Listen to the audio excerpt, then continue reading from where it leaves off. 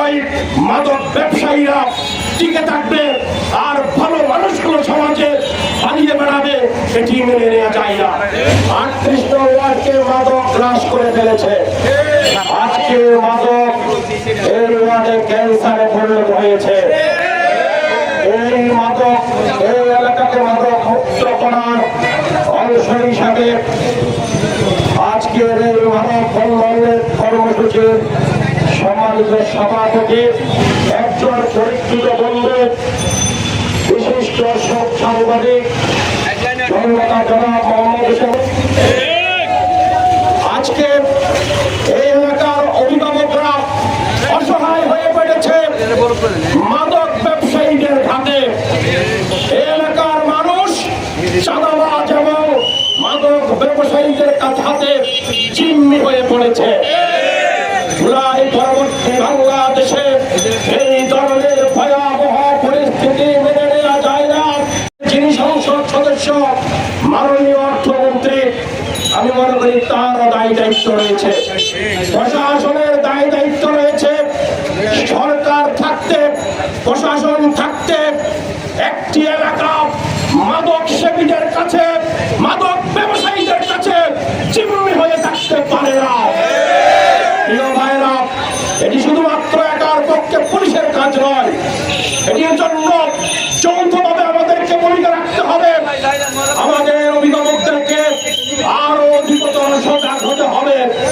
এলাকার ব্যবসায়ীদেরকে এই মাদক থেকে মুক্ত করার জন্য আপনারা প্রশাসনকে এবং আমাদেরকে সহযোগিতা করুন। 38টা উন্নয়ন ফোরাম শপথ নিয়েছে এই এলাকার সাধারণ মানুষকে সাথে নিয়ে প্রশাসনের সহযোগিতায়, সাংবাদিকদের সহযোগিতায় যৌথভাবে এই এলাকাকে মাদক মুক্ত করার জন্য আমরা এক সামাজিক প্রতিরোধ করে তুলব। আমাদের ফোরামের সভাপতি জনাব মোহাম্মদ হোসেন ভাই বলেছেন, যেইখানে মাদক সেইখানে অভিযান হবে, যেইখানে মাদক সেবী তাদেরকে আমরা পাকড়াও করে জনগণের সহায়তায় প্রশাসনের হাতে তুলে দেব। কিন্তু এই জন্য জনগণকে এগিয়ে আসতে হবে। আমি এই এলাকার অন্যান্য সকল নেতৃবৃন্দ, রাজনৈতিক দলের নেতৃবৃন্দদেরকে, বিভিন্ন সামাজিক সংগঠনের নেতৃবৃন্দদেরকেও অনুরোধ করব, যারা মাদক ব্যবসা করে, সন্ত্রাস করে, চাঁদাবাজি করে, প্রকৃতপক্ষে তাদের কোনো দল নেই।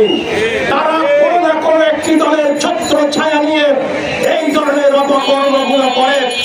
আমরা যদি সজাগ হই, ওই জুলাই বিপ্লবে সেই সাধারণ ছাত্র শ্রমিক জনতা মানব মিছিল বলে বিশ্বের অন্যতম কুখ্যাত ফ্যাসিস্টকেও বিদায় নিতে হয়েছে সামান্য 2 টাকার।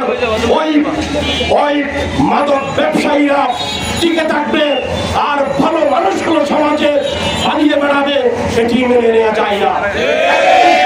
সমাজে এটি মেনে নেওয়া যায় না।